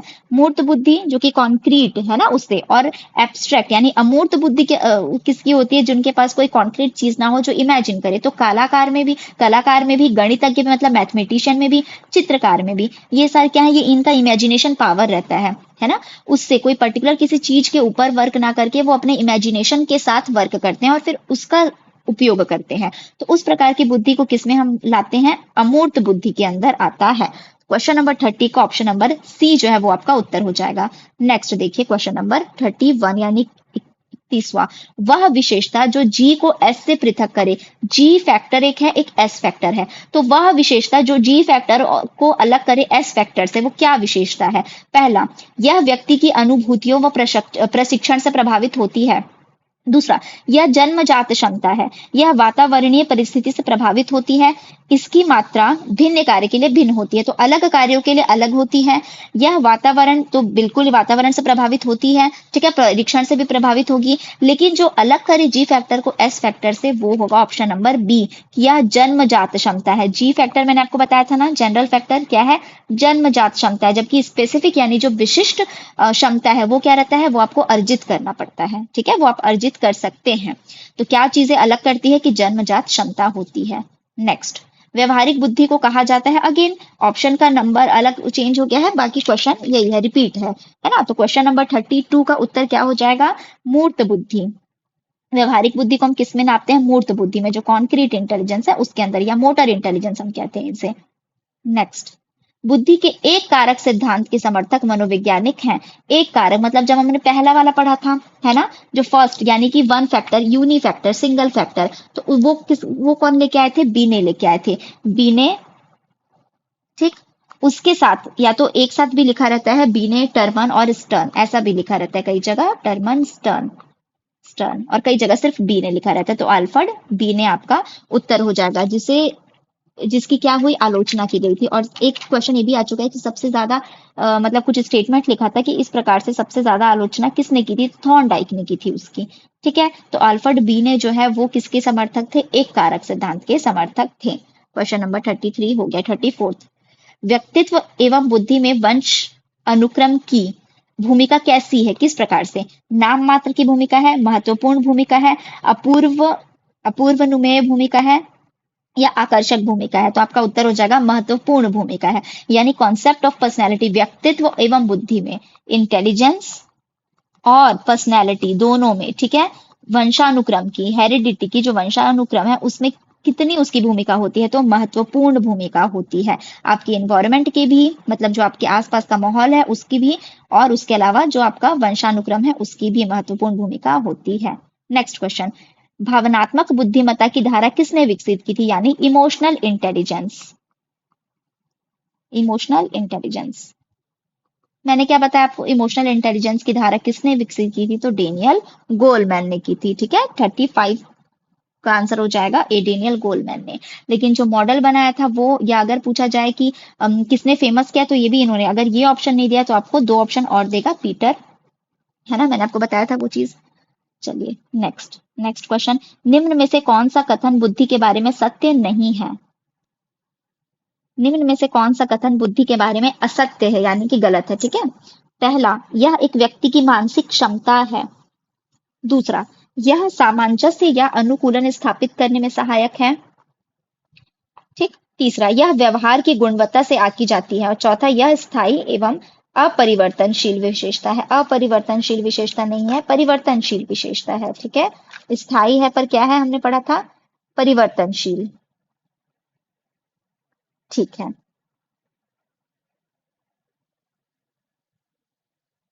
चलिए, तो इस प्रकार शायद सारे क्वेश्चन, हाँ, क्वेश्चन नंबर ये,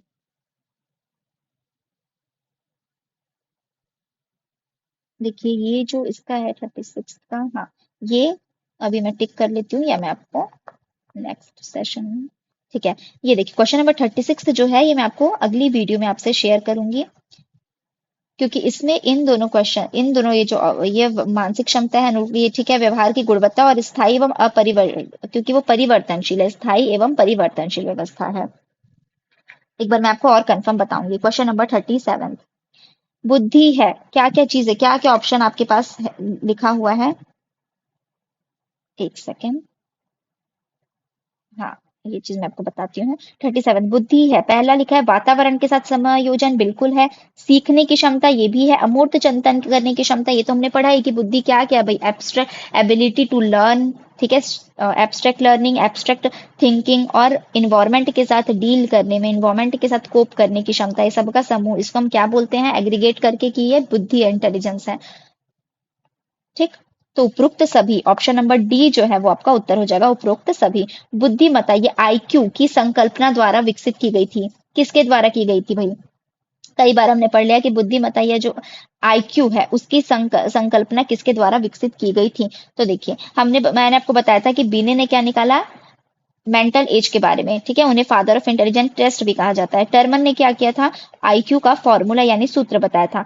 पर इसका कॉन्सेप्ट, ठीक है, आईक्यू की संकल्पना यानी इसके बारे में सोचना, मतलब इसका कॉन्सेप्ट किसने दिया था, तो आईक्यू का जो कॉन्सेप्ट है वो लेकर आए थे स्टर्न, लेकर आए थे। ठीक है, स्टर्न लेके आए थे, 1912 में लेकर आए थे। ठीक है, हमने पढ़ा है ना, विलियम स्टर्न ने आईक्यू का कॉन्सेप्ट दिया था, एमए बाई सीए तब उन्होंने डिस्क्राइब किया था इसे, जो बाद में फिर टर्मन फॉर्मूला लेके आए कि एमए बाई सीए नहीं, एमए बाई सीए इंटू 100 से क्या निकलता है आपका आईक्यू। लेकिन फॉर्मूला किसने दिया, मतलब कॉन्सेप्ट कौन लेकर आया था, स्टर्न लेके आए थे। तो क्वेश्चन को ध्यान से पढ़िएगा, ये जो बुद्धि वाला जो परीक्षण वाला था उसमें कई चीजें थी समझने योग्य, है ना, तो उसमें तीन नाम आते हैं, बीने, स्टर्न और टर्मन, और तीनों का अलग अलग काम है, तो वो आप ध्यान से देखिएगा। ठीक, question number 38 complete, option number B last question है, पहला बुद्धि परीक्षण किसने विकसित किया था।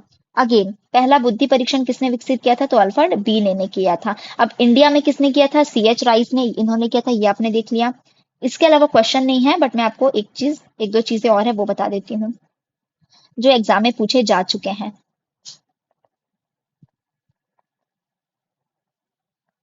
आर्मी अल्फा टेस्ट, ठीक है, इंग्लिश में मैं ऐसे लिखूंगी इसको, आर्मी अल्फा परीक्षण।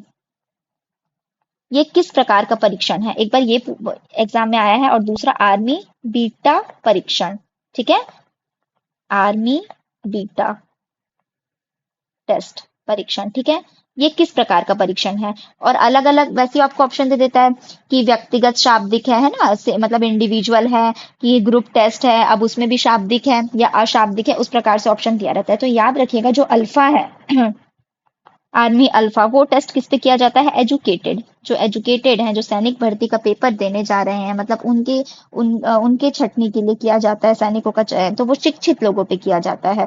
तो इसीलिए उसे क्या कहा जाता है, शाब्दिक, ठीक है, सामूहिक। पहले तो ग्रुप है ये, है ना, ग्रुप टेस्ट है। और इंडिविजुअल टेस्ट कौन सा है, जो बीने वाला था। और ये क्या है, ग्रुप यानी कि सामूहिक। सामूहिक के साथ आपको लिखना पड़ेगा यहाँ पे शाब्दिक, ठीक है, ये भी शाब्दिक था, मतलब वर्ड्स का यूज था क्योंकि एजुकेटेड लोगों पे किया जाता है।